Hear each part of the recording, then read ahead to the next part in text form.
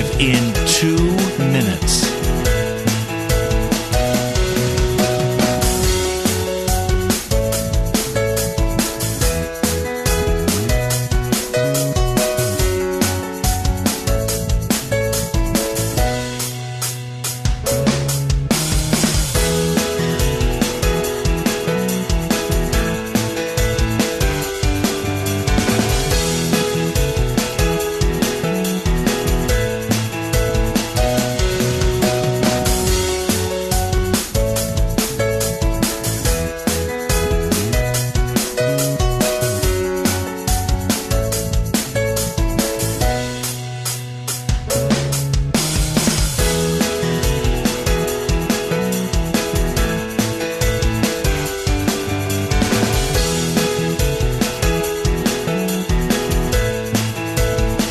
Lynn Cullen live in 1 minute.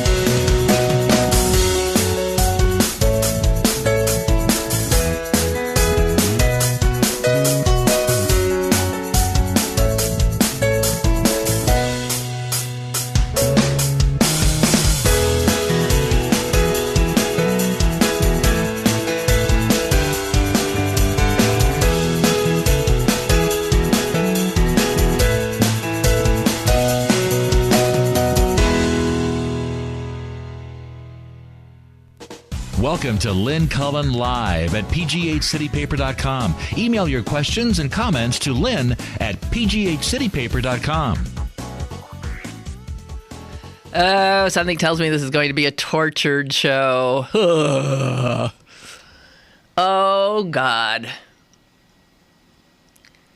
I pretty much listened to all of Dianne Feinstein's rendition. Oh, rendition has a new meaning now, too. I can't even say that. Her rendition of rendition and torture and all that kind of stuff. Oh, my God. And you could, imagine as you're listening how the two Americas would react. The one America, the one I'm party to, reacting with shame and disbelief. And the other America reacting with like, oh, let's all sit around and cry that we subjected these SOBs who would kill us and our children in a minute to a moment's discomfort. And I guess there's no reconciling these two Americas. But I'll tell you something. It's in times like this that John McCain again becomes somebody that I want to hug. Mostly I want to punch his lights out. I wanted to hug him. Because here is a truly conservative hawk Republican. But on this issue, which he knows all too well, and thus should be, I would think, listened to when he speaks of it, that he is willing to leave his party and the political games they want to play and instead stand on principle. The principles being the principles that I thought America held dear. It turns out that certain Republicans hold America's ideals dear until, well, they become a little difficult to hold. And where an easier road presents itself. So they abandon those principles because it's easier just to stoop to the level of Al-Qaeda. And that there are people of principle who argue that, no, that's exactly when you hold fastest to your principles.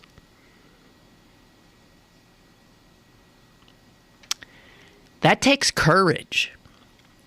And as I have said many times, the hawkish types, the scaredy cats, they go together.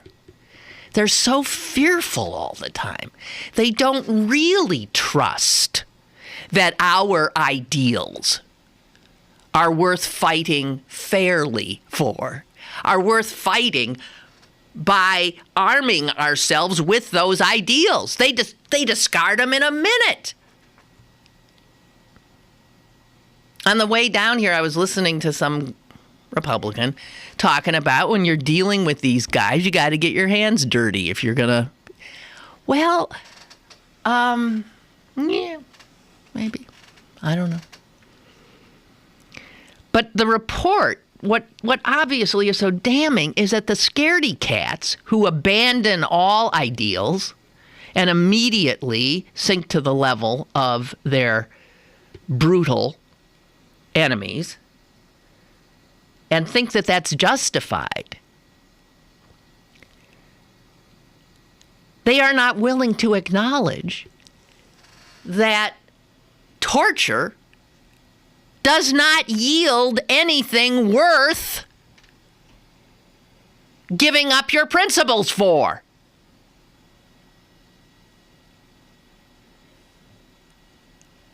That makes it an easy calculation. Oh, you mean if I stick to my ideals, I still am not, you mean abandoning my ideals does not get me anything of any real value? Well, then why would I?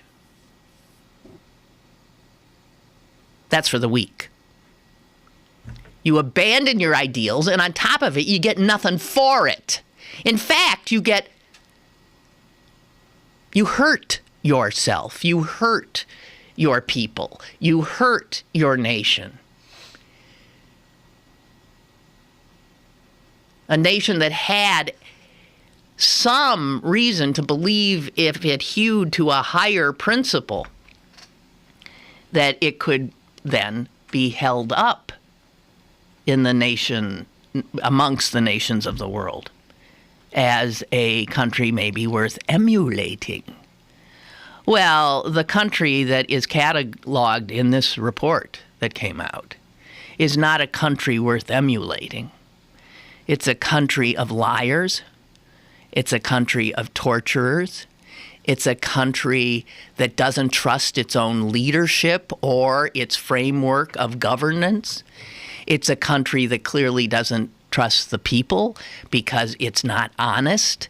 It's a country that was, in fact, taken over for a bit there by a rogue agency, the CIA, with the Vice President of the United States pretty much safeguarding them.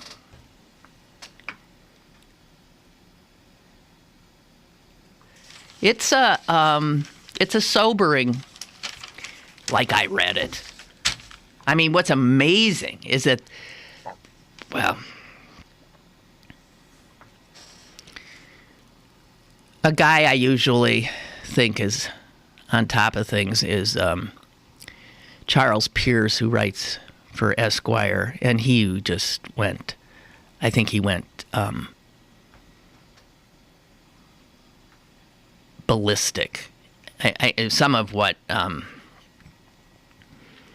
he talks about the fact that John F. Kennedy totally mistrusted the CIA and in fact wanted to harm it, do it in, which is maybe why some people think the CIA instead did him in, not to get into that.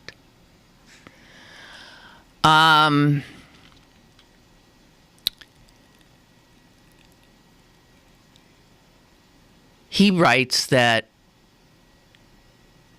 knowing that history of the CIA and Kennedy's distrust and others' distrust of it, he says, I was not surprised while listening to Dianne Feinstein read aloud on the Senate floor, every syllable coming out of her mouth a death knell sounded for the American ideal. The concept of American exceptionalism based on anything as delicate as the rule of law has been rendered a sad and superannuated farce. I don't know what superannuated means. You? Superannuated farce. Founding fathers? Constitutional government? Ha! The bell has finally tolled for thee, motherfuckers. That's what he wrote.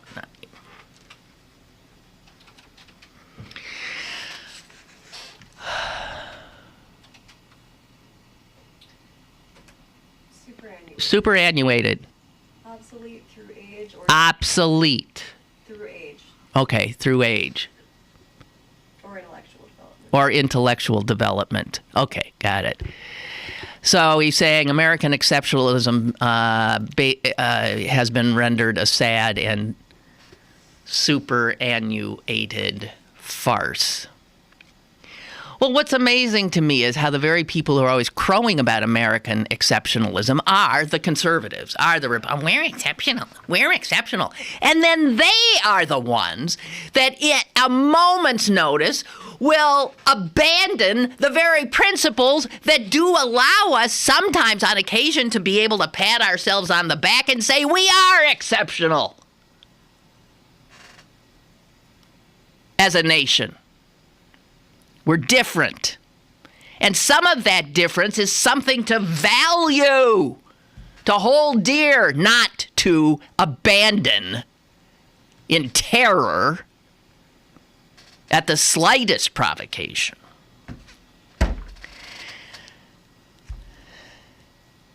We're exceptional until we're not.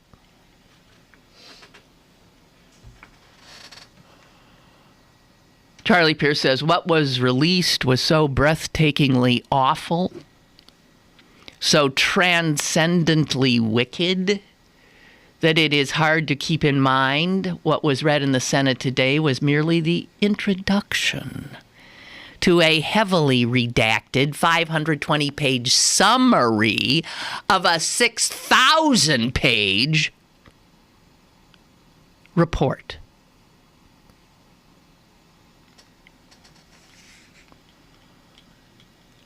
It is true that reading some of the detail of what was done in our name for no purpose at all, because it yielded nothing of value. Despite the lies told by the CIA, despite the lies told by the CIA, and happily promulgated as truth by our media. The New York Times has a side piece today on how the CIA selectively leaked little lies, little things to some of our better media outlets, like the New York Times, like the Washington Post. And in so doing, messed with our heads, our sense of reality. But that is what they do. The fact that the CIA lied to the President of the United States, lied to the Congress, is something that every American should look at as a genuine threat to our nation.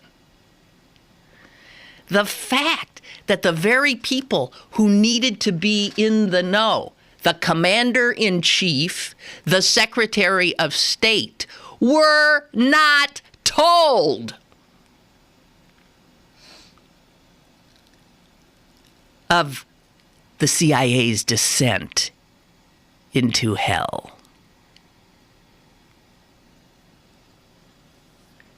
is indication of a frightening rogue government on the loose. Dick Cheney, of course, all for this kind of stuff.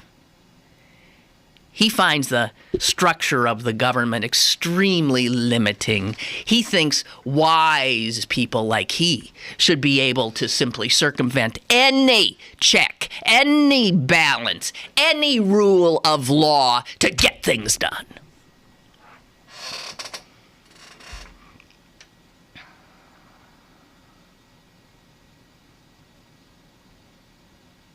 Charlie Pierce says anyone who uses these three words, enhanced interrogation techniques, is someone you don't listen to anymore.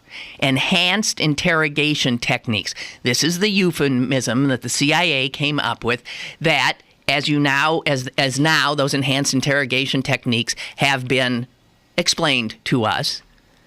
We know that there's a simple word for, and it is torture. These are the techniques used by, and this is how we learn them. We learn them from World War II because these are the techniques that the Japanese used on our POWs. And I'm sure McCain knows all too well about them as well because probably the Vietnamese got some of their stuff from the Japanese too. You know, torture is torture. There's just so many things I guess you can do over time to a human being. But the people, let me start naming the names of nations that, thought their security had to go hand in hand with torture. And that would be the Japanese Imperial Army, from whom we learned waterboarding and these other things, and who, by the way, we, as you know, tried people after World War II in the Japanese Army who employed these exact same techniques, and we hung them.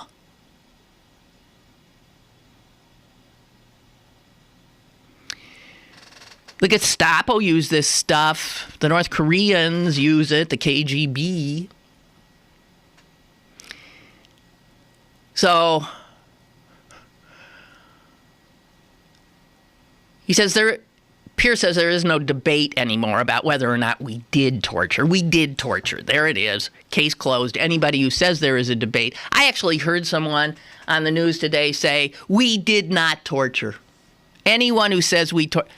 How can people just stand up and say that when there's visual evidence that we did? Whoever even heard of rectal feeding? What in the name of God? If you're sticking stuff up people's assholes, and if you're hanging them from the ceiling in frigid temperatures, and you're drowning them, what is that called? Is there a word? Yeah, torture. The only debate left is the debate over whether or not it will remain the policy of this nation to torture people or to outsource the job of torturing people, which is what we also did. Or are we just going to, as he says, commit moral and national suicide by euphemism? Oh, we do not engage in torture, but yes, enhanced interrogation technique. Well, that's something else.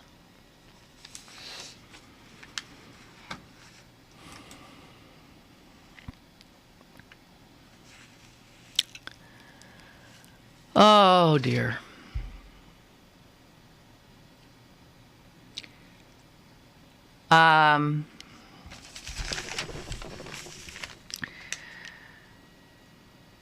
John McCain, I wish I had his whole speech. I listened to his whole speech that he gave on the Senate floor yesterday after Feinstein had got Steen, I think.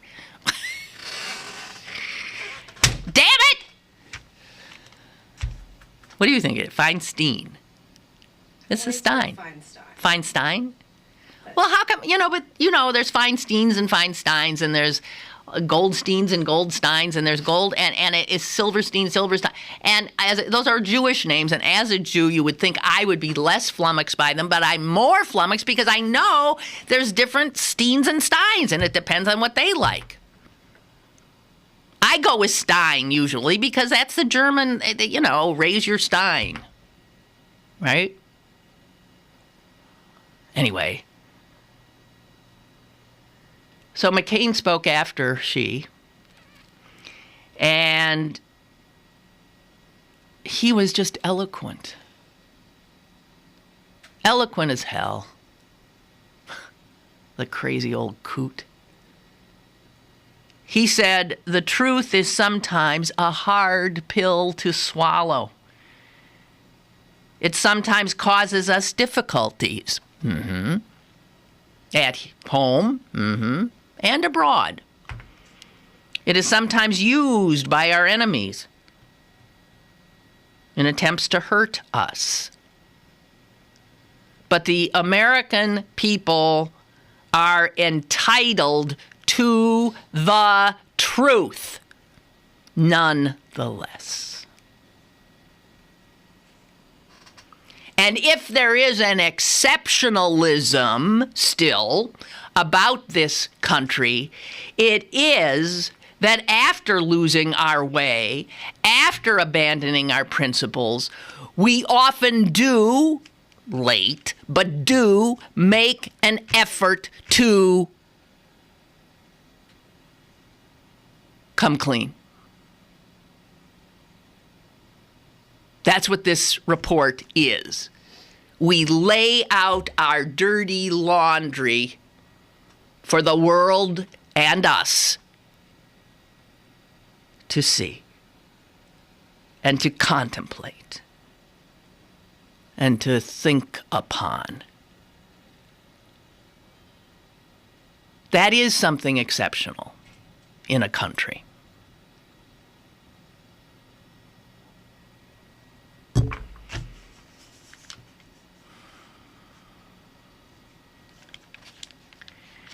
If you bother to really look into the report, it says there was not one whit of intelligence gotten from the interrogation, from the torture, that had not been gotten from the tortured victim before they started the torture. If you really start looking into who the torturers were, your head will explode. Your head, I'm warning you, will explode. I spent part of yesterday reading a 2009 profile of the two men who were the authors, the instigators, the contractors that the CIA hired to do the dirty work and to supervise the dirty work. These two guys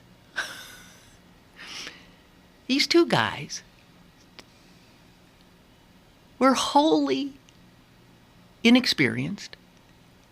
What they were, one of them in particular, was a salesman. And he sold the CIA a bill of goods. He had never personally tortured a person in his life, or had his partner.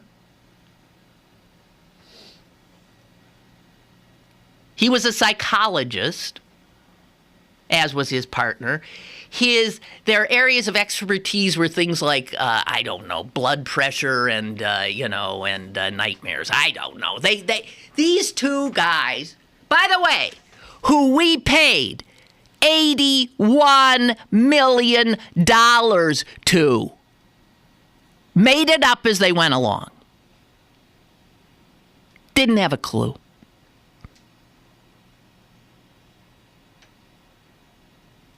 In the report, their names are changed. I'm not sure why, since it's pretty well known who they really are.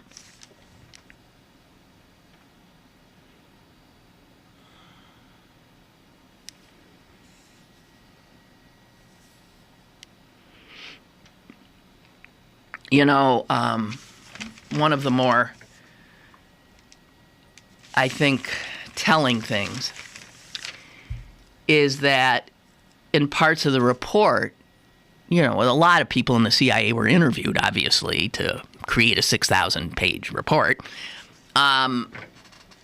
It is the words of CIA people that are the most damning. I don't know if anyone took a poll, but it could be that the majority of CIA would never have signed off on this. There was just this small group at the top that was running this baby, subverting our ideals for our safety.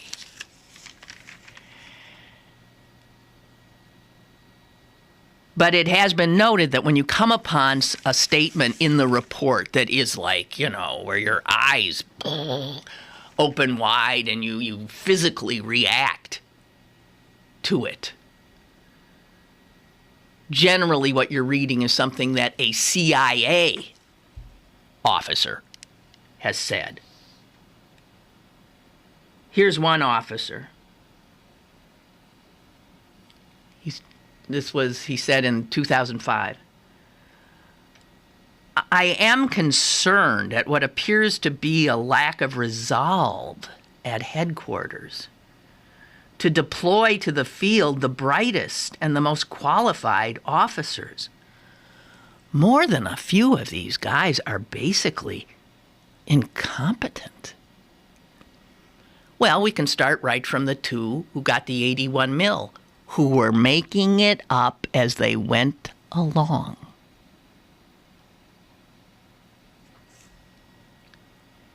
He went on to say, we see no evidence that thought is being given to deploying the best people.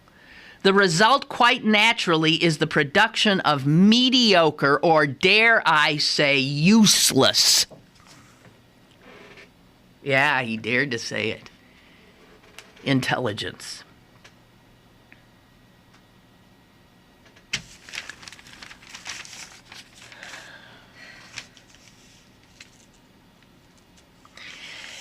Supposedly, what the CIA told us, and this was a lie, was that their torture would be used only in the enhanced interrogation techniques, would only be used after every other, pretty please, and everything else, and being nice were employed. But in fact, the way it worked was quite the opposite. These bumbling fools would go immediately to torture.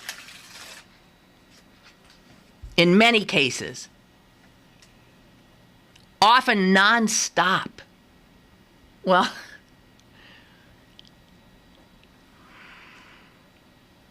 when remember the shock of Abu Ghraib? And then it turns out Abu Ghraib was like nursery school compared to what we were up to.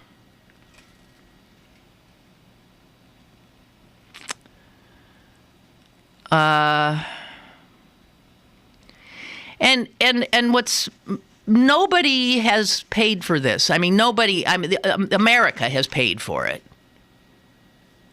by appearing to be just as a scumbaggy a nation as the enemies it fights. But why? And the New York Times asked this question in its editorial pages today. Why, if such outrageous crimes against our values, principles, and laws, why, now that we know these things happened, was nobody held accountable? Nobody.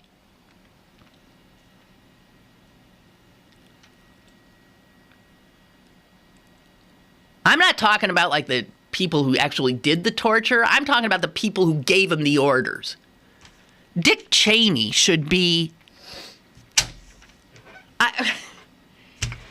or the head of the CIA at the time, George Tenet. He just flat out perjured himself to the Congress. Could we put him on trial? Oh, I forgot. George W. gave him the Presidential Medal of Honor, whatever, the highest honor that can be paid. Well, maybe we can just ask him to send it back. We'll melt it down, maybe, and give it to charity. I don't know.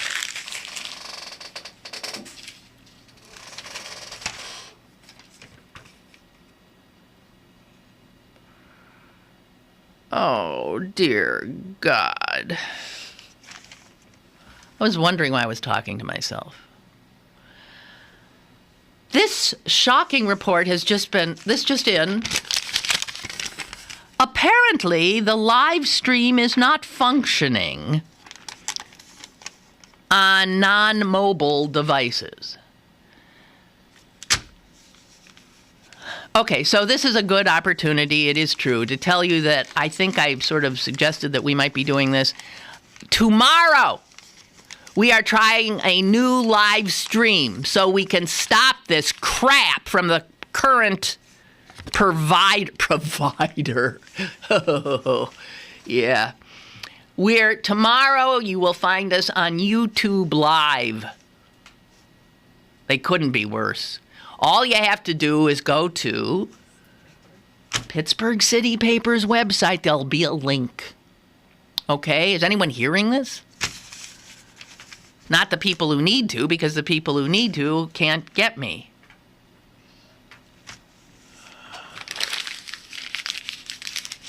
YouTube Live.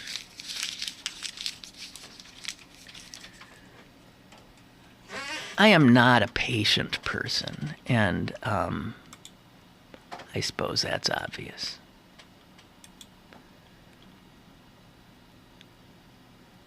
Oh, dear. Yeah, I wasn't looking at my emails. People are wondering where I am. Well, Laura, this is the Lynn Cullen Show.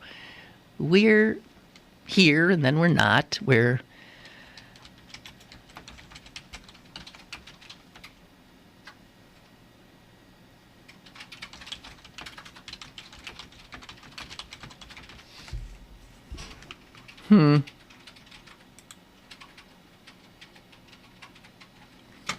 Well, that pisses me off enough to take a break.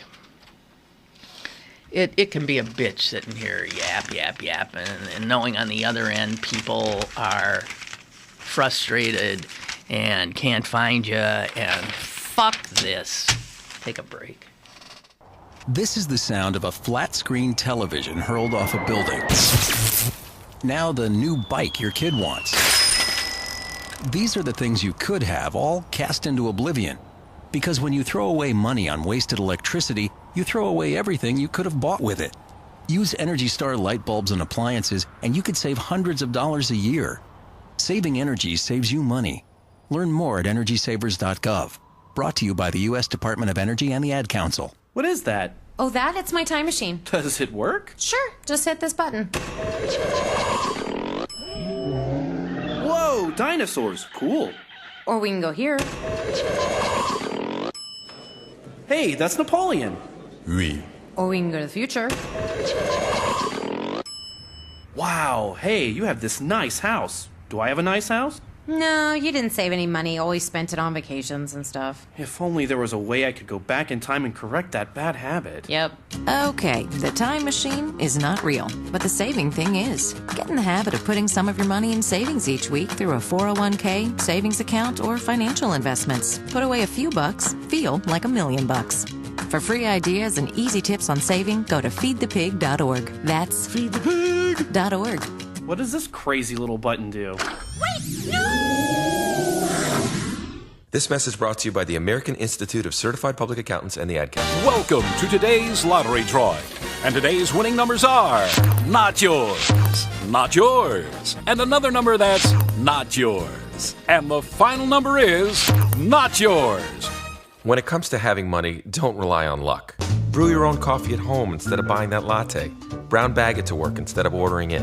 Go to feedthepig.org for more free ideas on how to save. Feedthepig.org. This message brought to you by the American Institute of Certified Public Accountants and the Ad Council.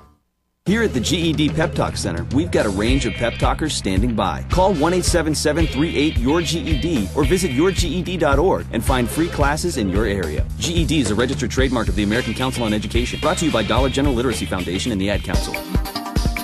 You're listening to Lynn Cullen Live at pghcitypaper.com. Once again, here's Lynn Cullen.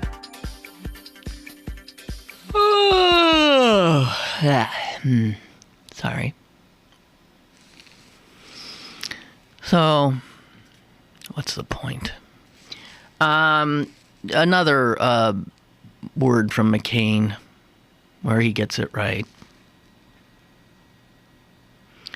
after praising the report that all his fellow Republicans are screaming about, he said, essentially, what the CIA has done here has stained our national honor. That's what these torture aficionados don't get. They don't get things that are a little less concrete, like honor. It's that sense that there is something honorable about our nation's founding principles. I know, if you don't get into like details, 3/5, this is, but generally speaking, given the time, whatever, okay?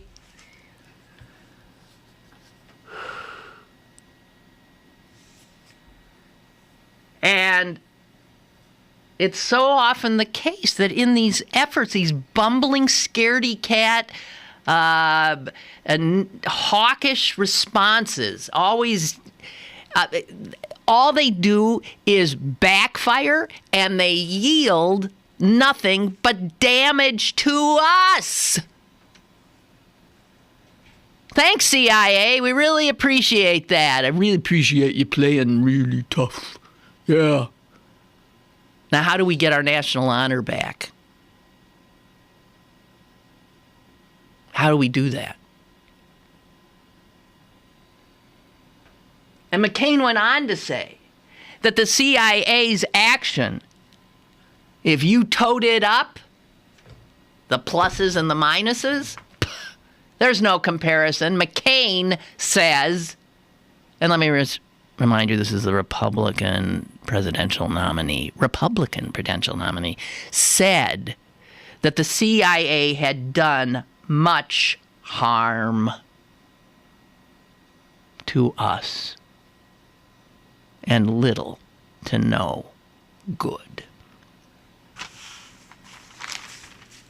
See, now Democrats can say that till they're blue in the face. Obviously, no one's going to listen. But McCain, God bless him.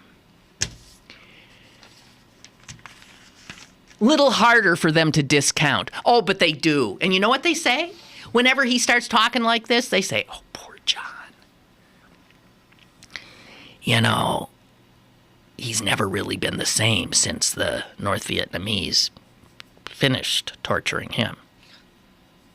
They do. That's what they say. They sort of whisper. You know, he's a little, especially on this subject. God, the guy goes fucking insane. He's insane. Give him a break.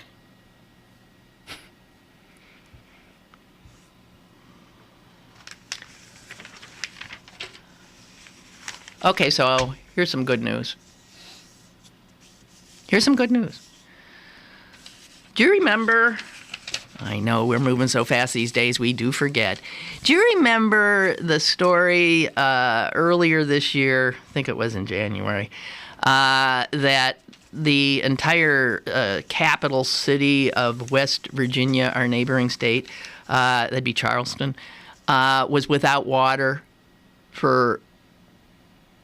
How long did that go on? That went on for a long... Yeah, it was 3 weeks, maybe closing in on a month. And it was because their water supply had been totally and dangerously befouled by industrial chemicals that were stored in leaky, substandard storage containers on the river. And the more that this whole thing was looked into, and I remember doing a long spiel on the show one day, pointing out that the guy who was the owner, the guy responsible really for this whole shoddy, despicable operation, was a guy who lived here in Pittsburgh. Kept a pretty low profile, but he has houses all over the place. He's very, very rich, has millions. His name is Gary Southern. And he made all kinds of legal maneuvers so that if there were lawsuits, which you can bet, there are lawsuits up the wazoo over this thing, by businesses who obviously couldn't be in business for 3 weeks without water, about all kinds of distress caused by this malfeasance on the part of a private individual that so impacted the public's water. And, of course, we were told that he was in the clear. He went bankrupt. They went bankrupt. Everybody's bankrupt. We can't pay anybody anything. Sorry, we poisoned your water. Now we're bankrupt. Bye. We're going down to one of our nicer homes somewhere else. Goodbye. Best news I saw all week. The top executive of Freedom Industries. I always love the way these sons of bitches name their companies, right? Freedom. Free to do whatever I want to you. The chief executive of Freedom Industries was arrested in Florida Monday. Yes. And he is facing charges, including bankruptcy fraud, wire fraud, and lying under oath.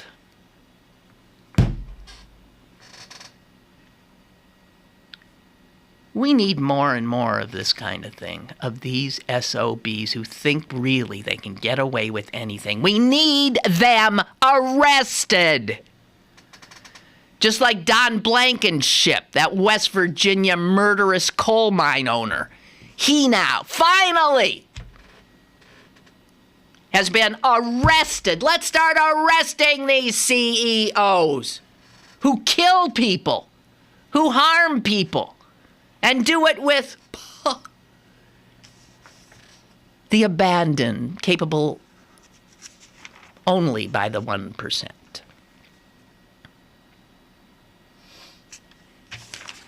That's the good news today. Okay, I am getting a lot of people say they're hearing me. That'd be good. I am hearable.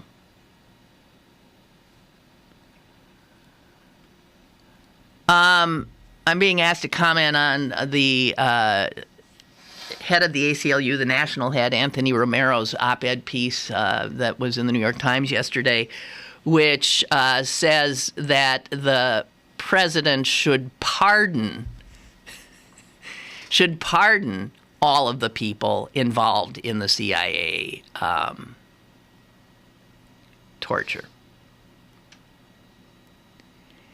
And he said he would normally have been against such a thing, but because it's clear, we're never going to hold these people accountable. We're not going to arrest Dick Cheney. We're not going to arrest George Tenet. We're not going to do it. So the idea of the president, before any charges, pardoning them, is still a way to acknowledge and have it in the record that they committed crimes. A lot of people have said this is really off-the-wall, brilliant idea. And Romero himself said that, he would have been outraged by anyone suggesting that there be a pardon of any of these people. But he has come to believe it's the only thing that's going to work. Okay, we can't charge them. Not in this country. Not now. Let's pardon them. Problem is, the only one who can pardon them is Barack Obama, and I don't see him doing that. I don't think. Okay, everyone's telling me their audio is working, and I appreciate that. Thank you. So it's good to know I'm not totally alone. Okay, another piece of news local was that the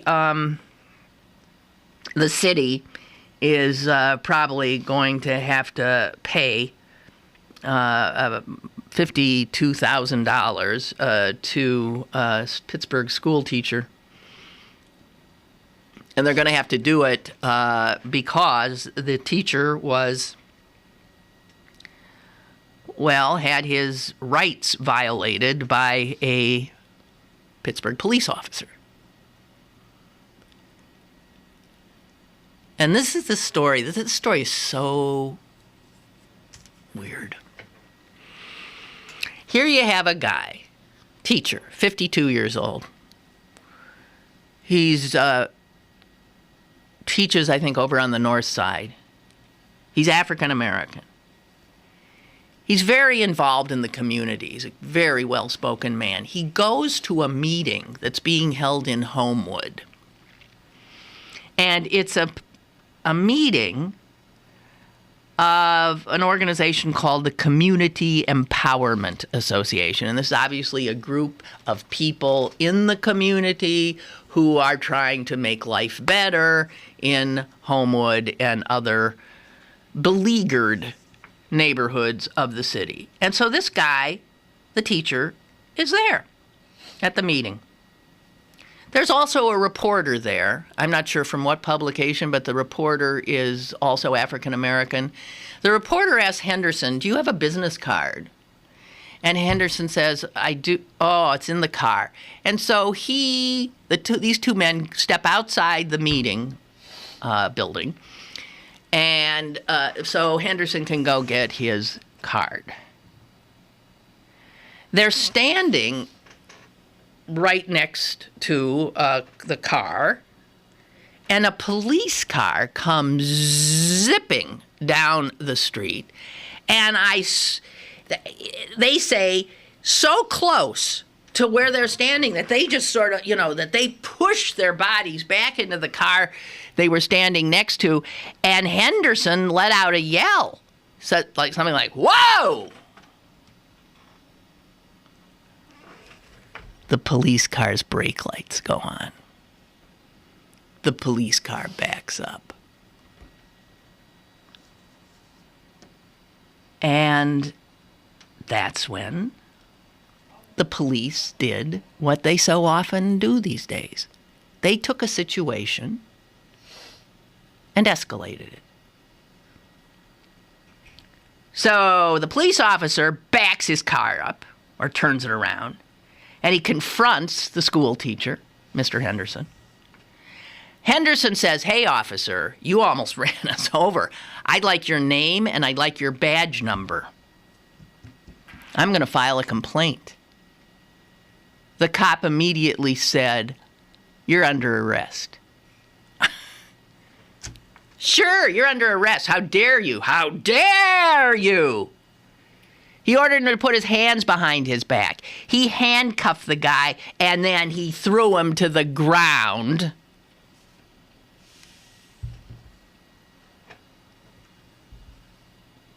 He also handcuffed the reporter, because the reporter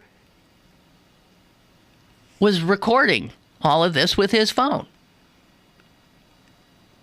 And the guy said, "You can't record me," which is also absolutely not true. Anyway, cutting to the chase, the school teacher was jailed. Spent 12 hours, spent the rest of that night and into the next day in jail. Listen to the charges levied against him: disorderly conduct, resisting arrest, obstruction of highways.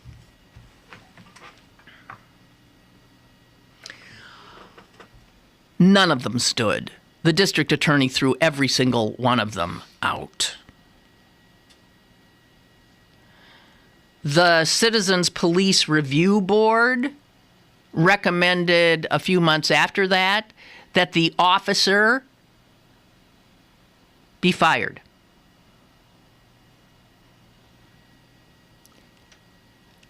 How many of you think the officer was fired?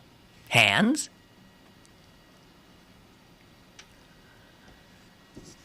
The officer was moved over to Zone 3 on the south side.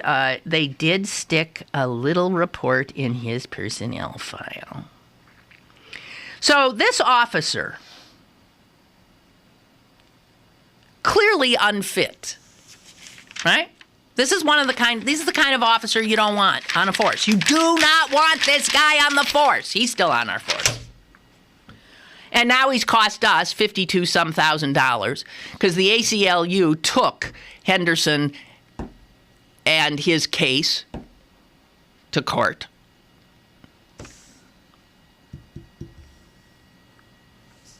Now, City Council has to sign off on this next Tuesday. And according to the paper, what they're going to sign off on is not just giving Henderson $52,000. But it's also going to, I guess, review police policy and procedures, is going to make the police be educated a little in the fact that any citizen has the right to record them, and a few other things. So, I don't know.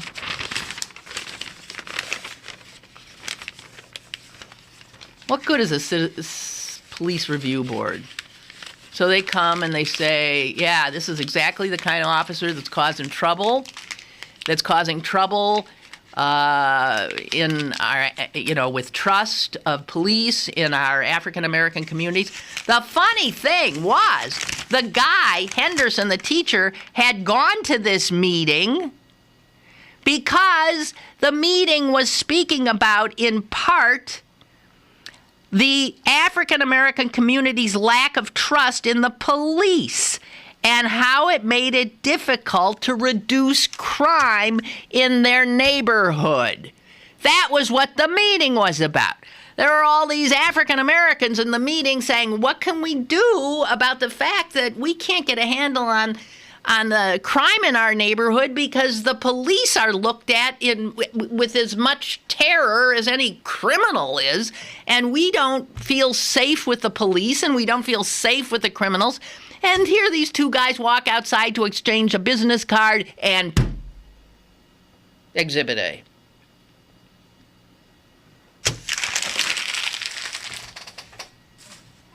Needless to say, the police officer was white.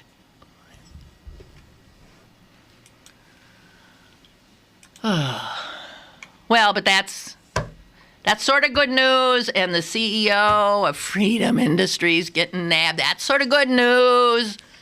I just want to remind you that there is good news. Little by little by little. Tom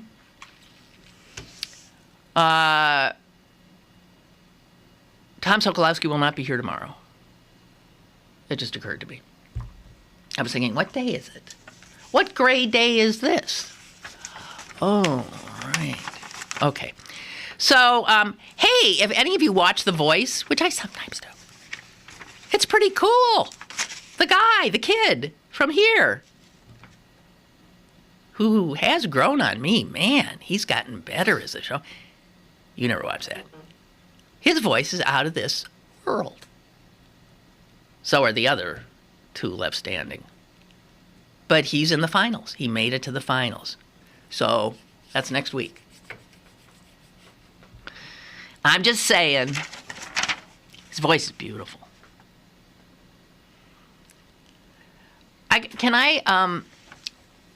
As you know, I've had a number of hospitalizations this year. And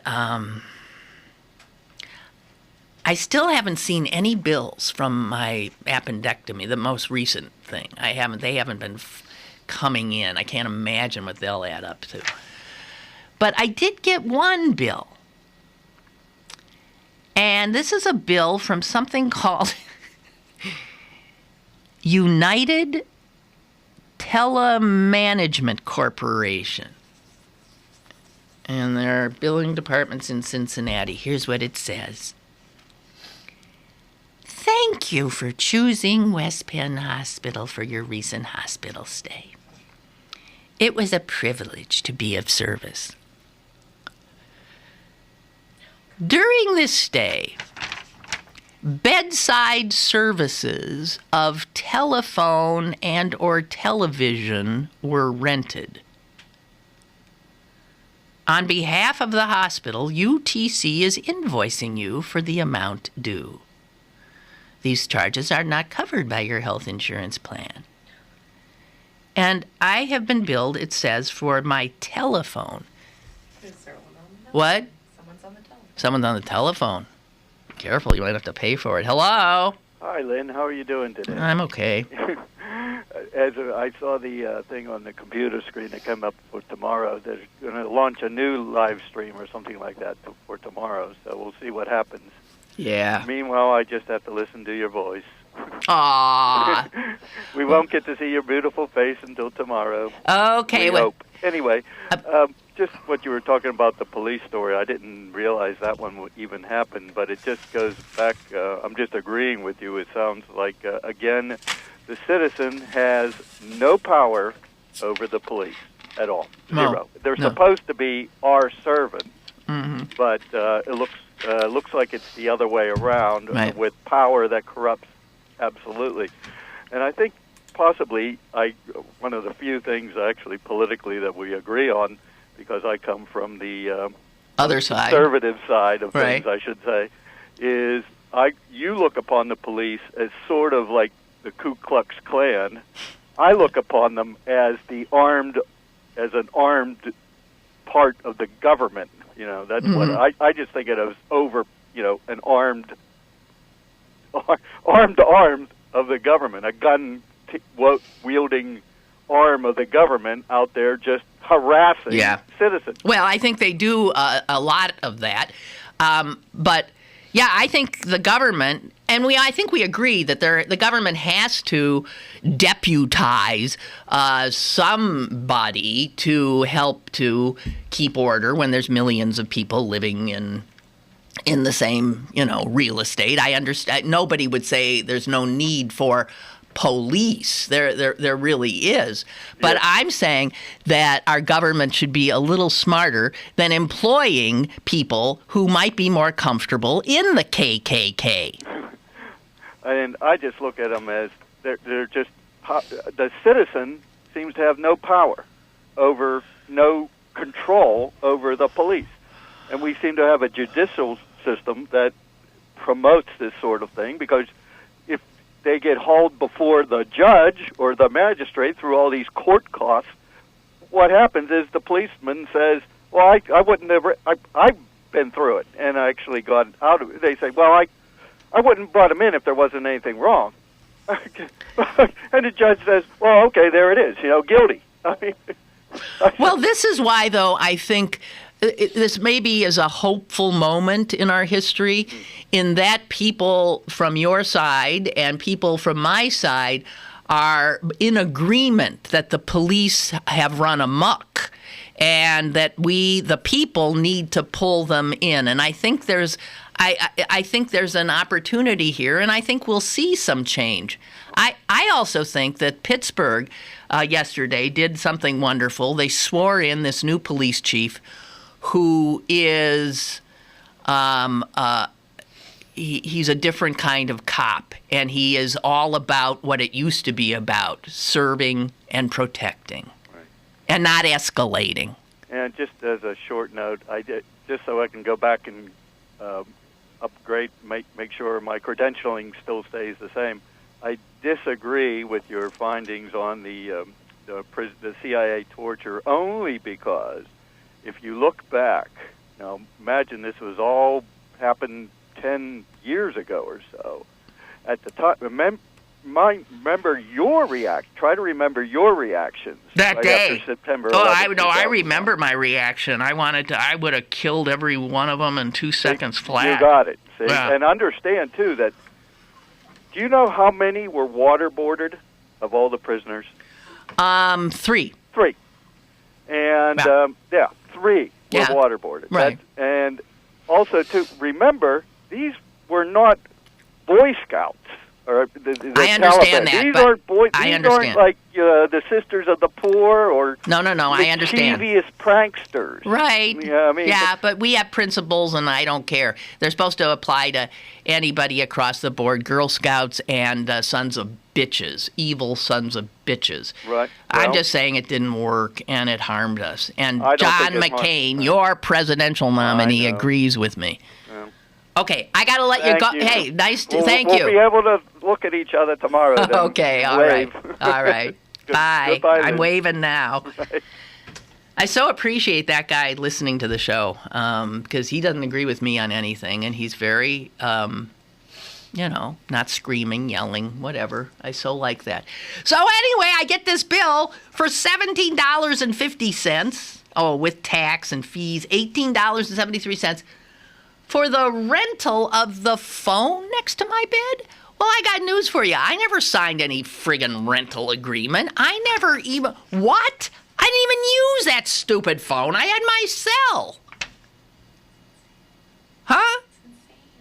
What? How dare they? Now, if somewhere there was no like big sign, this phone will cost you money. I saw nothing about this.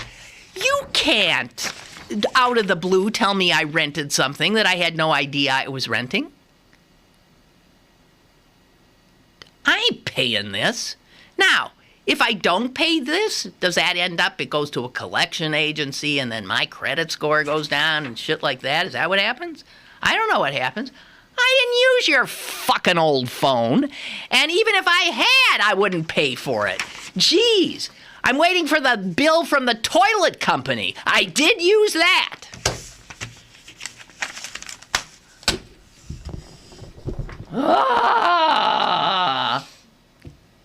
Well, and that brings us to the end of today's program. It was so nice of you to join me. And I hope you'll join me tomorrow, wherein we will further experiment on a manner in which we can get this show up and running in some, manner in which it will be considered just an assumption that we'll be there. Can you imagine? The assumption will be that I will be there in all my glory. So tomorrow, no Sokolowski, hopefully me, and you go to the City Paper website and you follow the link to YouTube Live, and we'll see if they can do it any better than these nitwits who we're now currently using. Okay? Toodaloo. Goodbye. Have a good one.